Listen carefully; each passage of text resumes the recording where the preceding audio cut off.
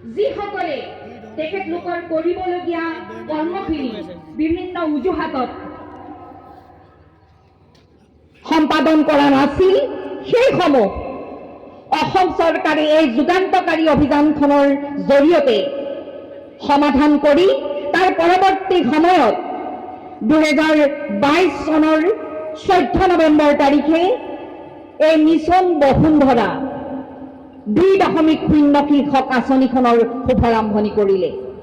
বিপুয়া সমষ্টিৰ বিধায়ক মাননীয় শ্ৰীযুত ডক্টৰ অমিয় ভূঞা ডাঙৰীয়া আৰু মঞ্চত উপবিষ্ট বিশিষ্ট ব্যক্তিসকল আৰু আমাৰ শ্ৰদ্ধাৰ ৰাইজ, নমস্কাৰ।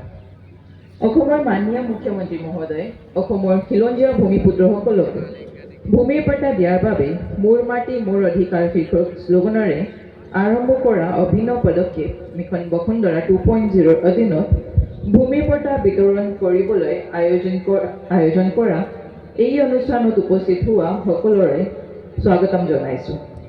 আপোনালোকে সকলোৰে অৱগত যে মিছন বসুন্ধৰা প্ৰথম পৰ্যায়ৰ সফল ৰূপায়ণৰ পাছত 2022 চনৰ 14 নৱেম্বৰ তাৰিখে শ্ৰীমন্ত শংকৰদেৱ আন্তৰ্জাতিক প্ৰেক্ষাগৃহত আয়োজিত এক অনুষ্ঠানত মাননীয় মুখ্যমন্ত্ৰী ডক্টৰ হিমন্ত বিশ্ব শৰ্মাদেৱে মিছন বসুন্ধৰা 2.0 শুভাৰম্ভ কৰিছে।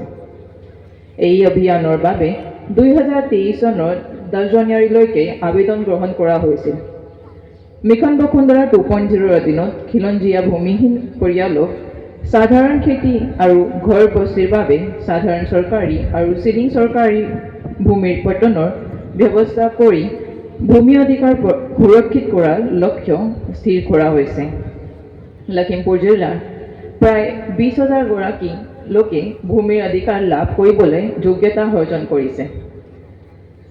আজি বিপুয়া সমষ্টিৰ অন্তৰ্গত প্ৰায় 1200 গৰাকী খিলঞ্জীয়া লোকক ভূমি পট্টা প্ৰদান কৰা হ'ব।